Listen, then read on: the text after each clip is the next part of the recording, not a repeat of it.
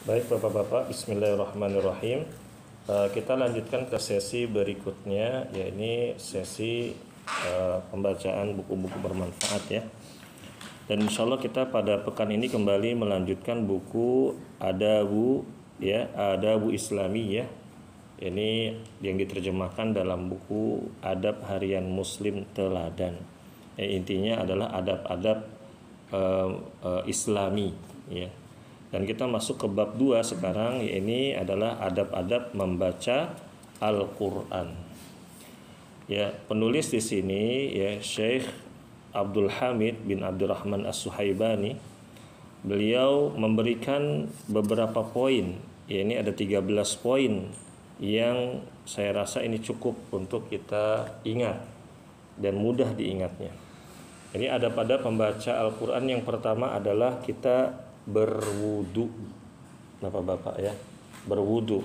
Dalilnya apa? Ya, ini di dalam surat Al-Waqi'ah ayat 79 yang berbunyi la yamassuhu illal mutahharun.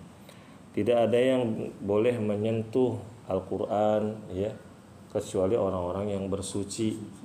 Nah, di sini para ahli tafsir berbeda pendapat mengenai hukum membaca Al-Qur'an tanpa berwudu. Ya, tetapi yang paling mendekati kebenaran insya Allah adalah hukumnya sunnah.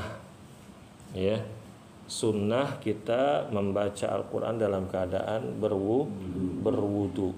Begitu Bapak-bapak rahimakumullah. Ya, karena ya yang mengatakan ini sunnah adalah maksud dari ayat ini, kata sebagian ahli tafsir ya al-mutahharun itu bukanlah orang-orang yang bersuci atau orang-orang yang berwudu, orang-orang yang tidak berhadas, bukan, melainkan adalah para malaikat ya, begitu ya. Jadi ayat di sini ada beda penafsiran,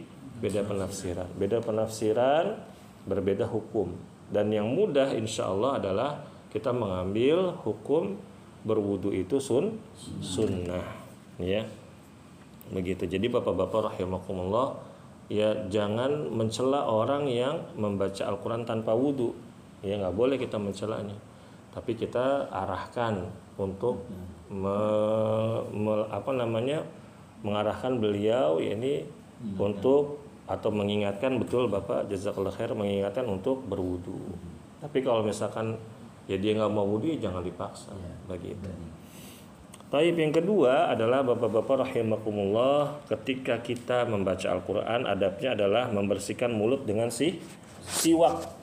Nah, tahu siwak Bapak-bapak? Siapa yang pernah bersiwak?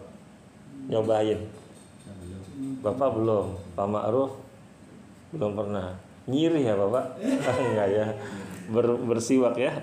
Pak Putra belum pernah berarti Bapak-bapak? Ya dulu pernah nyobain. Pernah, cuma lupa ya. Iya, dengan kayak siwak ya, begitu. Nah, ini Bapak-bapak, saya punya buku yang judulnya itu sunnah-sunnah yang sudah terlupakan. Di antara sunnah-sunnah yang terlupakan itu adalah bersiwak setiap kita mau sholat. Memang sebagian orang melihat asing, ya apaan tuh makan kayu gitu ya. Sebenarnya itu kayu, siwak itu manfaatnya banyak ya. Ya, ini bisa memberikan ada enzim ya yang bisa menguatkan gigi gitu, tanpa membuat gigi itu menjadi merah sebagaimana pendahulu kita, nenek-nenek kita suka nyirih ya, begitu. Dan rasanya tidak sepahit sirih, lebih lebih enak. Nah, ini dasar hadisnya adalah An Abi Hurairah radhiyallahu anhu anna Rasulullah sallallahu alaihi wasallam qala laula an asyqa ala ummati aw ala an-nasi la amartuhum bis-siwaki ma'a kulli salatin.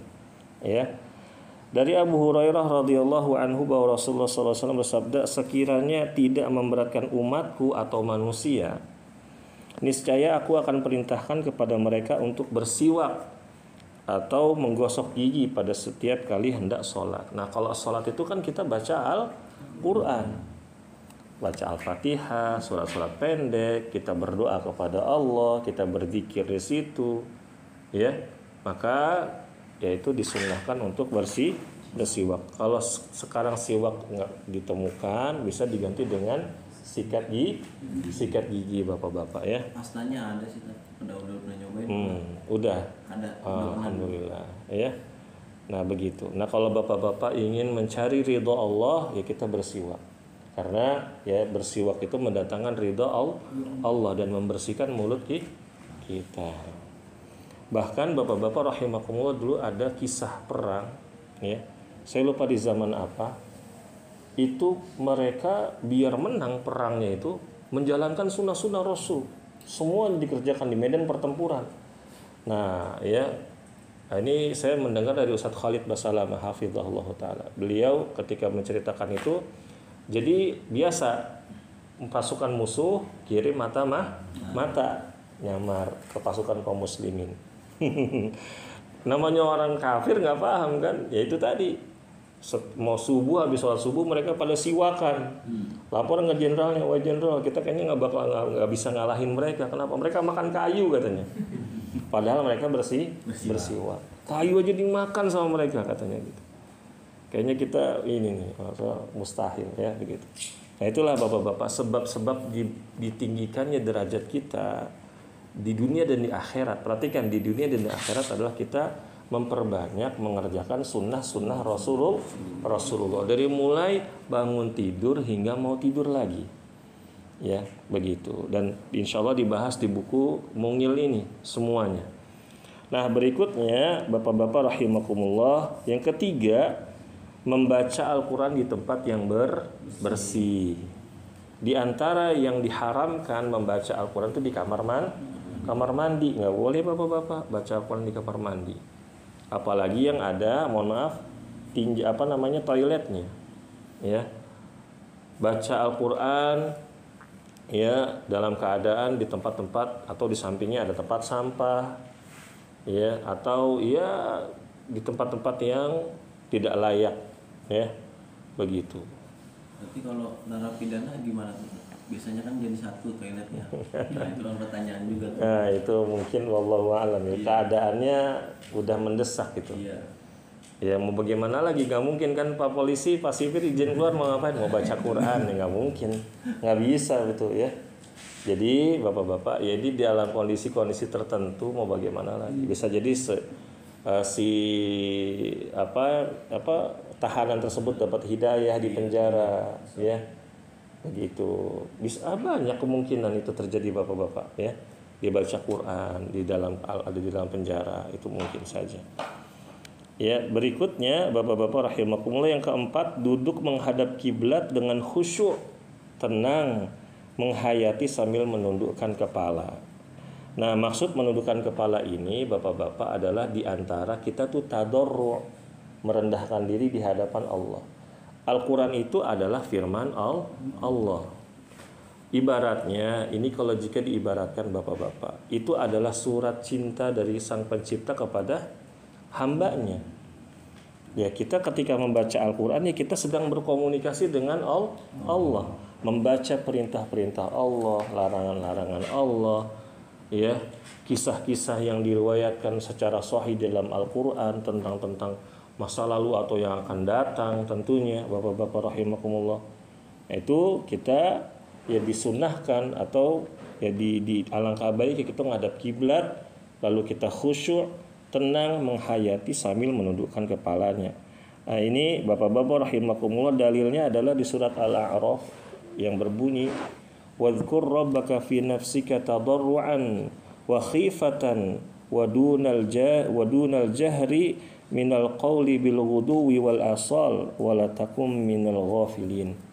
Yang artinya, dan sebutlah wahai Rasul, ini Nabi Muhammad, nama Allah atau nama Rabbmu dalam keadaan khusyuk.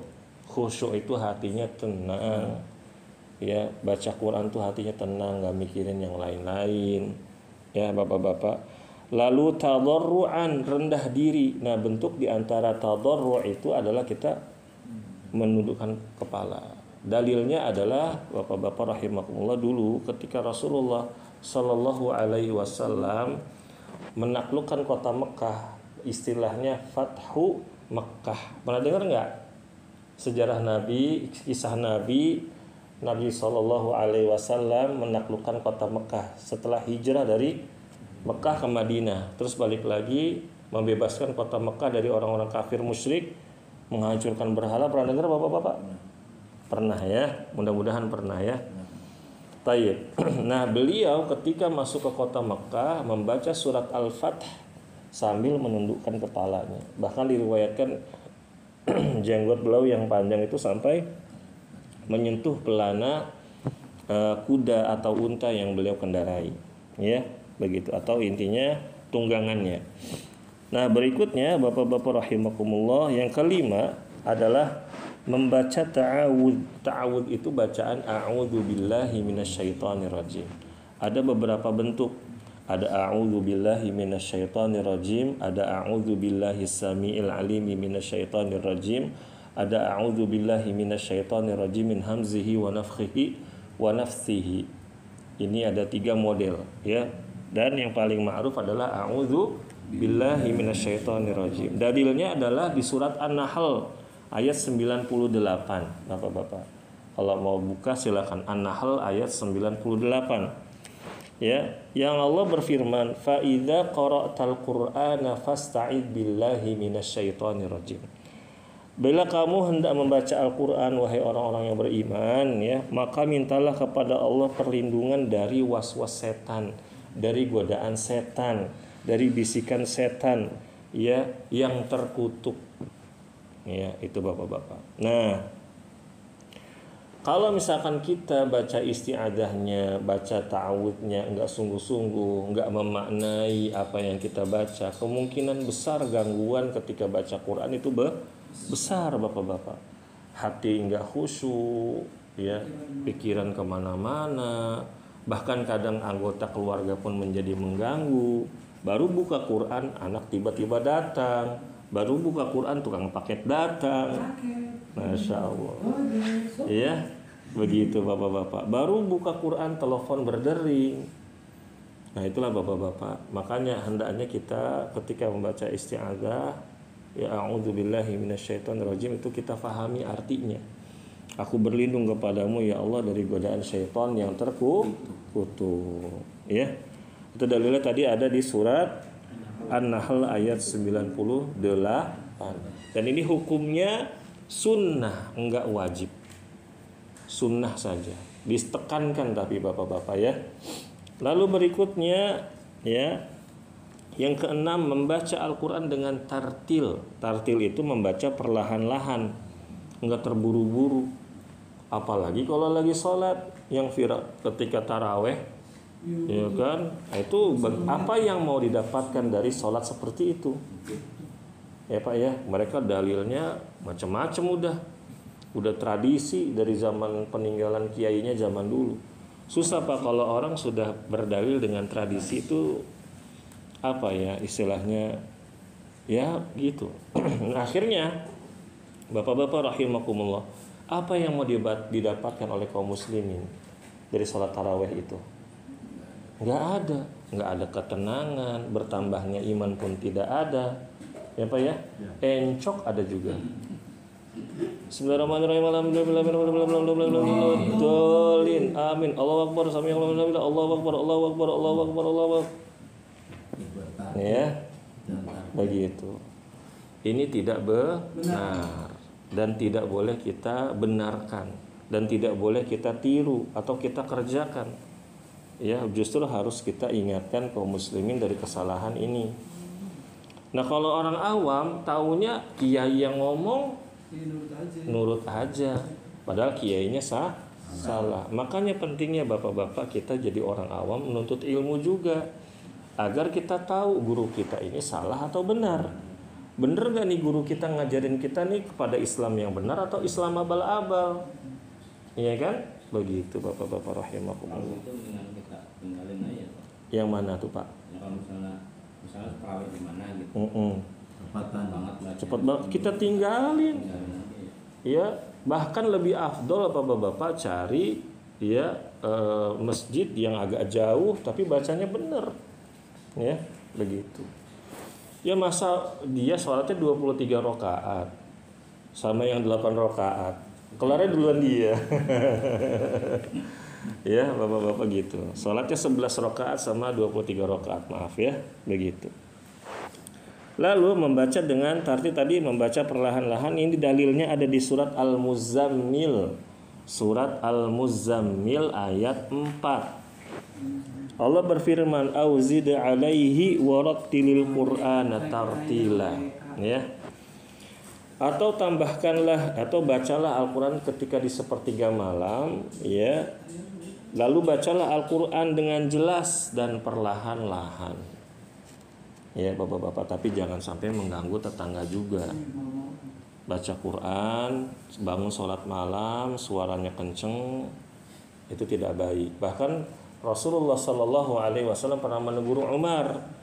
Sholat tarawehnya, sholat malamnya, sholat tahajudnya, suaranya dikencengin. Lalu ditanya sama Rasulullah, apa maksud anda wahai Umar ketika baca dengan kencang begitu? Saya niatnya Rasulullah mau bangunin keluarga saya biar sholat malam. Atau Rasulullah, rendahkanlah suaramu. Nah, ketemu Abu Bakar, bacanya kepelangan. Agak dinaikin sedikit. Jadi bacalah Al-Quran dengan tartil tuh pertengahan-pertengahan. Ya. Begitu Bapak-bapak rahimakumullah ya. Jadi kalau bacaan Al-Quran itu jangan juga terburu-buru. Di antaranya disunnahkan, disukai Bapak-bapak rahimakumullah. Dan ini perintah Rasulullah SAW. Kita nggak boleh menghatamkan Quran kurang dari 3 hari. Ya, kalau kurang dari 3 hari itu nggak boleh, kecuali di bulan Ramadan. Kalau di bulan Ramadan justru sebanyak-banyaknya kita khatamkan, ya Pak ya, begitu. Ada pengecualian khusus kata para ulama di bulan Ramadan. Bahkan Utsman ibnu Affan diriwayatkan beliau sholat witirnya habis sholat isya, sholat sunnah, terus beliau sholat witir 1 rakaat. Semalam suntuk khatam Quran 30 juz. Itu sahabat Utsman bin Affan. Dan beliau terdengar katanya membaca Al-Quran dengan agak cepat. Terdengarnya cepat gitu ya. Nah berikutnya yang ketujuh, kita tadabbur dalam membaca Al-Quran. Tadabbur ya. Allah Subhanahu wa taala, ini dalilnya ada di surat An-Nisa. Surat An-Nisa ayat 82. Ya. Pak Ridwan, dibaca artinya Pak Ridwan. Ya, artinya aja. 82. Iya, surat An-Nisa ayat 82.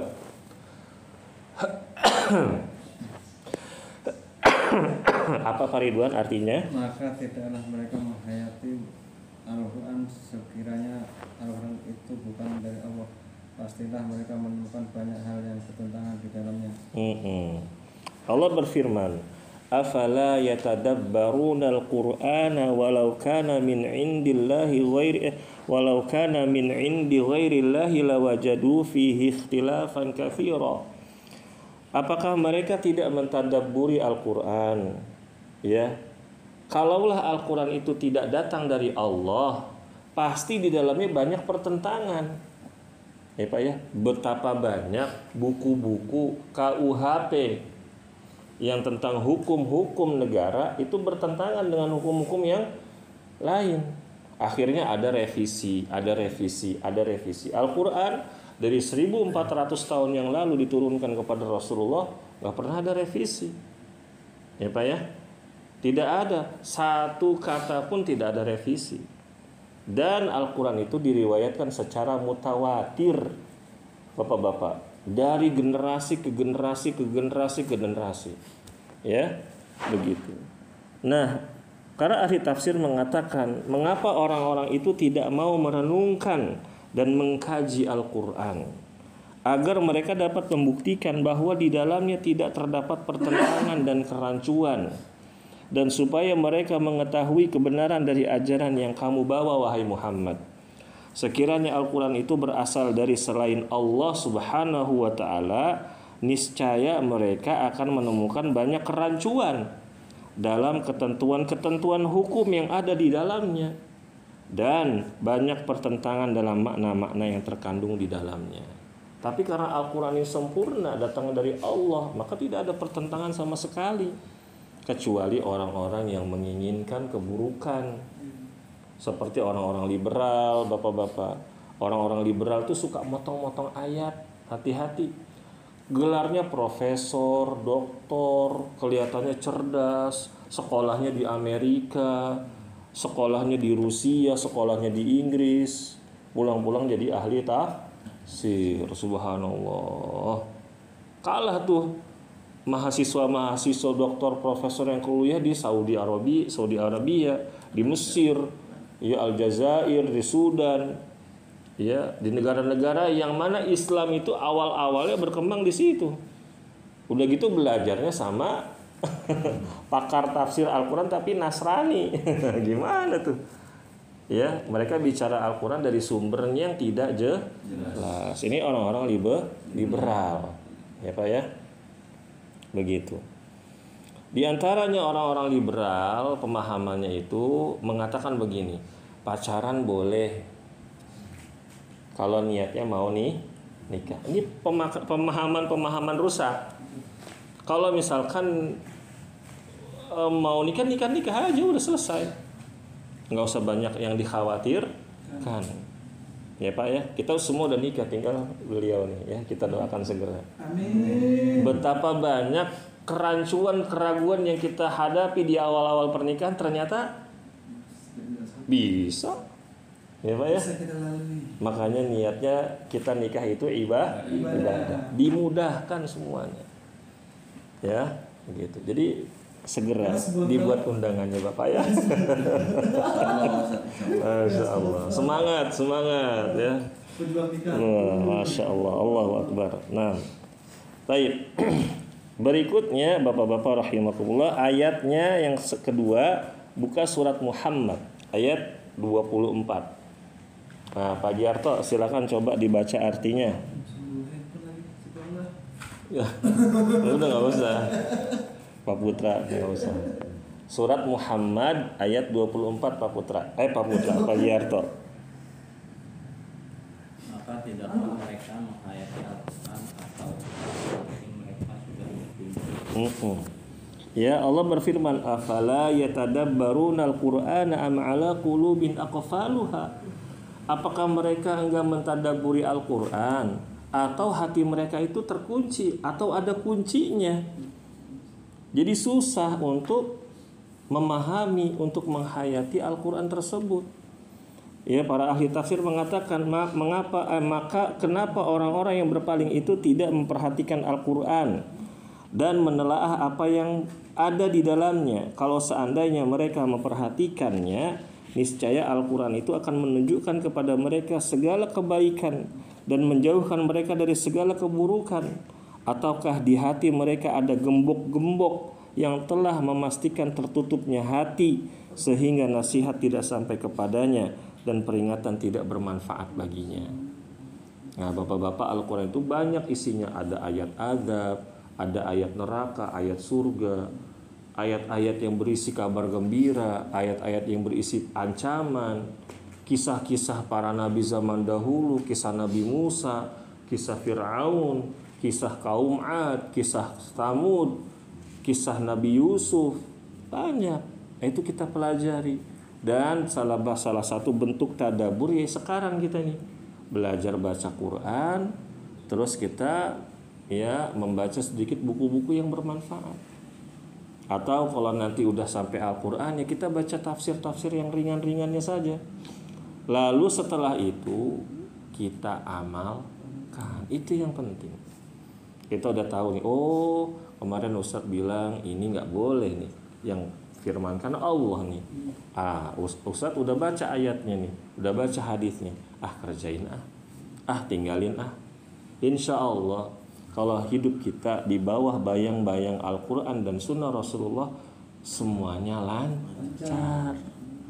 Kalau ada cobaan itu baik buat kita Bapak-bapak. Jujur itu baik buat kita. Kita bisa jadi ada dosa-dosa yang besar, kita nggak tahu. Ternyata dengan cobaan-cobaan ketika kita mengamalkan perintah Allah, menjauhi larangan Allah, melaksanakan sunnah Rasulullah, dan meninggalkan apa yang beliau larang, ternyata dosa kita ketika diuji dihapuskan. Ternyata pahala kita besar, kita nggak sadar, dan kita baru tersadar nanti ketika kita berjumpa dengan Allah. Nah itulah bapak-bapak. Yang kedelapan, menangis, masya Allah, ya, dan berusaha menangis pada ayat-ayat ancaman, ayat-ayat yang berbicara tentang neraka. Silakan bapak-bapak dibuka surat Maryam ayat 58. Nah, Maryam ayat 58. Pak Gimin dibaca apa artinya Pak Gimin? Maryam ayat 58.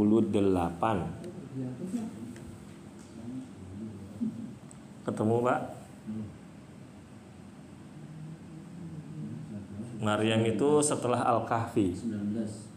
Ya, setelah Al-Kahfi bukan? Sebelum. Setelah Al-Kahfi kan? Iya. Surah 19. Ayat berapa? Ayat 58. Goblok kan cepat banget ini sekarang. Wah, berarti beliau biasa baca Quran di HP. Masya Allah. Ya Pak Ma'ruf ya. Alhamdulillah. Apa? Ayat 58? Mereka itulah Pak Gimin? Oh, belum. Silakan aja, Sir. Oh, udah nggak apa-apa, biar ini dibaca. Ya, masya Allah. Kan Pak Gimin pengen dapat pahala juga ya Pak ya. Oh, ayo Pak.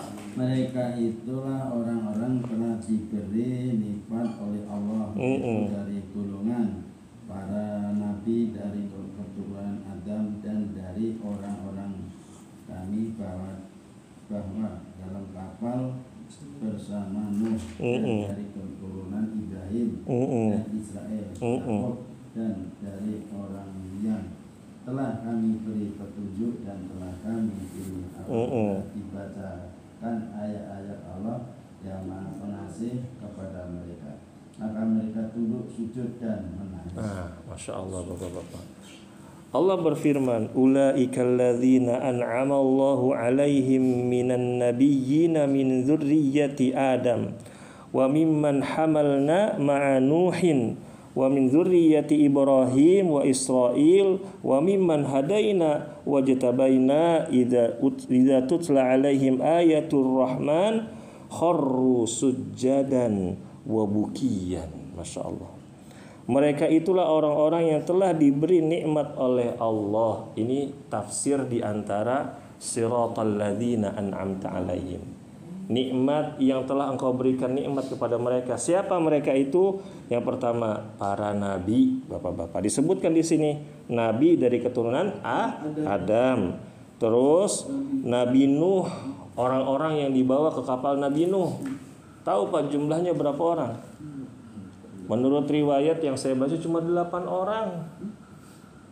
8 orang yang dibawa oleh Nabi Nuh alaihissalam.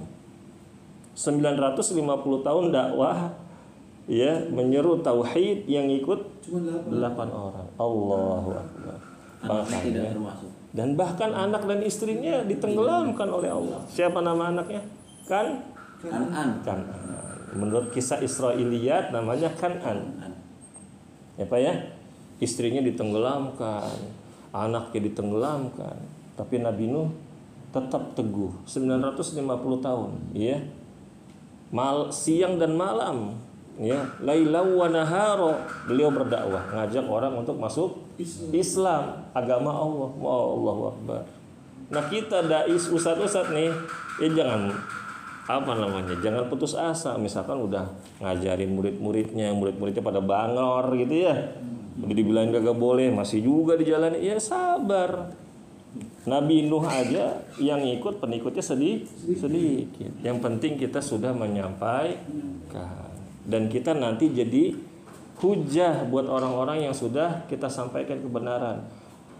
Ya, misalkan disampaikan nih satu hal nih bapak-bapak nih, ini nggak boleh, ini nggak boleh, masih dilakukan gitu kan ya.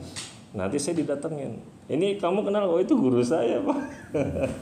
Udah disampaikan belum? Udah. Ya gimana Allah, ini emang susah orang gak bangor gitu kan. Nah itu contohnya. Dan para nabi nanti didatangkan bapak-bapak, jadi saksi bagi umat-umatnya. Nah terus dari keturunan Nabi Ibrahim dan Nabi Yakub. dan dari orang-orang yang telah kami beri petunjuk dan telah kami pilih, itu para sahabat. Ya, apabila dibacakan ayat-ayat Allah, mereka sujud dan menangis. Masya Allah. Itu imannya bagaimana tuh Pak, kalau ada orang baca Quran sampai nangis? Ya, berarti ya minimal dia sudah punya iman yang baik. Ya, gimana Ustadz saya mau nangis, kalau gak ngerti apa yang saya baca. Nah, kuncinya sekarang itu kan mudah Bapak-bapak ya. Kita baca Quran ada artinya, betul? Nah, itu yang kita andalkan. Ya Pak ya.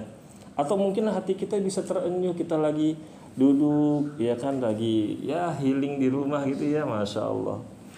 Menurut para ahli juga kata healing tidak tepat itu ya. lagi me time di rumah gitu ya, sambil dengerin tilawah, tiba-tiba yang baca Qur'annya suaranya bagus, indah, tiba-tiba kita nangis, ingat Allah.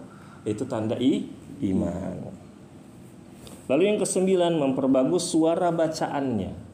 Masya Allah. Tapi bapak-bapak, ini bagus suaranya bukan di lagu dangdut ya, atau di langgam Jawa ya. Viral kan kemarin ya, baca Quran dengan langgam Jawa. Imam An-Nawawi rahimahullah mengatakan nggak boleh baca Quran itu di kitab beliau dengan langgam orang fasik. Ya, teman saya orang sini, Gang Sunan, tahu Gang Sunan? TK Amar Ma'ruf itu. Nah, itu situ ada musola katanya, imamnya kalau baca Quran nadanya nada dangdut katanya. Iya. Saya nggak tahu persisnya di mana Pak. Dia coba cerita. Ada musola sononya ya? Nah, bukannya gitu. Dia bilang dia sholat di situ imamnya pakai lagu dangdut gitu. Nadanya nada dangdut. Ini haram, nggak boleh. Dan di Mesir kemarin itu ada syekh nge-share ya di Facebook, ada penyanyi di Mesir itu pakai Al-Quran diiringi dengan musik, dan di Inggris diiringi dengan orkestra. Ini haram, nggak boleh Bapak-bapak rahimakumullah ya. Bukan memperbagus maksudnya itu. Maksudnya kita memperbagus dengan suara kita. Nah, kalau suara kita fals ya udah nggak usah di ini udah natural aja. Ya, natural aja begitu. Nah, ini dalilnya adalah hadis yang diriwayatkan Imam Ahmad dan disahihkan oleh Syekh Syu'aib Al-Arnaud rahimahullahu taala, telah menceritakan kepada kami Abdullah bin Buraidah dari ayahnya bahwa Rasulullah SAW masuk ke Masjid Nabawi. Lalu beliau mengambil tanganku, ya. Bersama beliau aku masuk masjid, ternyata ada orang lagi sholat, lagi baca Quran. Terus Rasulullah bilang, tuh orang ya diberi 1 sekian seruling keluarga Nabi Daud. Maksudnya seruling ini bukannya seruling bambu.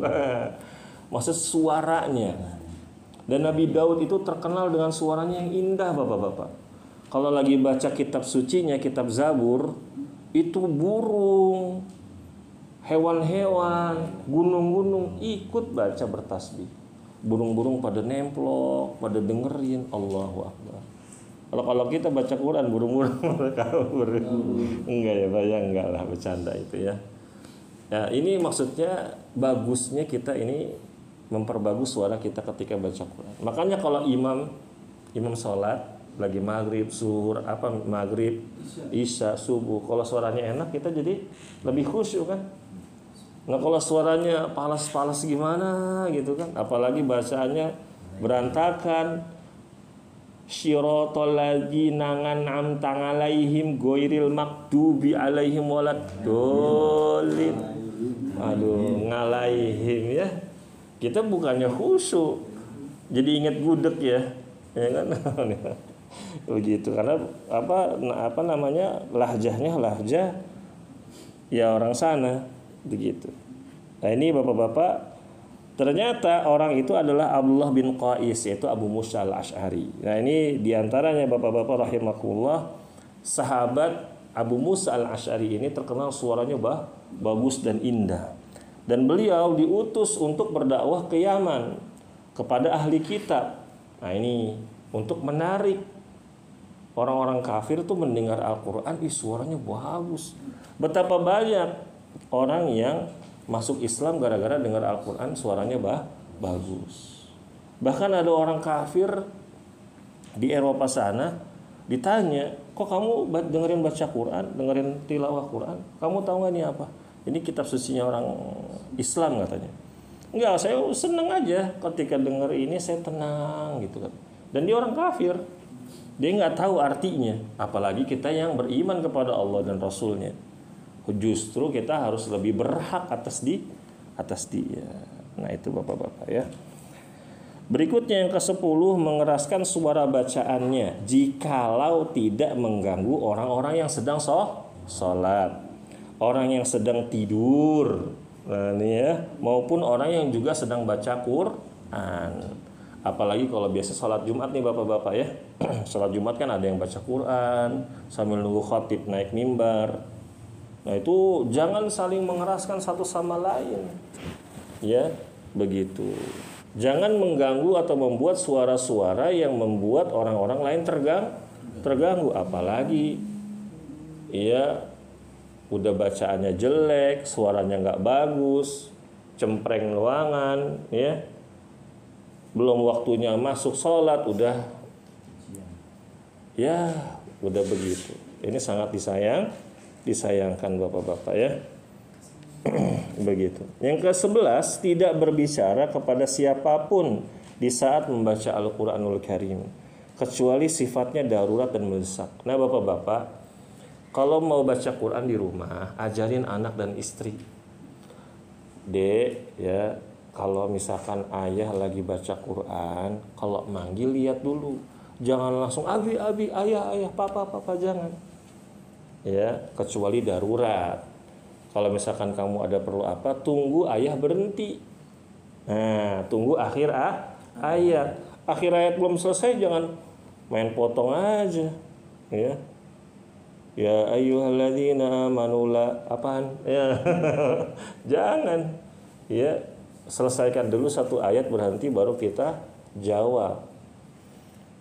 Ya, begitu bapak-bapak rahimakumullah. Lalu yang ke-12, membacanya dengan mushaf, lihat Quran. Karena membaca Al-Quran dengan melihat Al-Quran saja, walaupun bapak bacanya dalam hati, itu udah berpahala kata para ulama.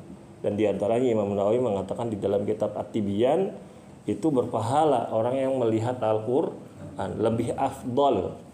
Hatta orang itu hafal Quran, ya begitu, ya. Jadi kalau dia tilawah Al-Quran, dia baca Al-Qurannya, dia lihat huruf-hurufnya, ya begitu. Itu berpahala. Misalkan lagi sariawan nih banyak berjejer gitu ya di mulut gitu ya, mau buka mulutnya susah, mau baca Quran, udah liatin aja tuh. Nah itu sudah berpahala. Lalu yang ke-13, tidak tertawa, tidak bersenda gurau, dan tidak melihat pada sesuatu yang dapat memalingkannya. Justru harus fokus. Makanya bapak-bapak kalau mau khatam Quran di bulan Ramadan, handphone dimatiin. Handphone dimatiin aja udah. Dijauhin. Lem biru apa? Lem biru jangan ya, lem biru. Dimatikan ya. Udah biar khusyuk ya. Orderan bisa nanti, proyek bisa nanti ya Pak Ridwan ya. Begitu.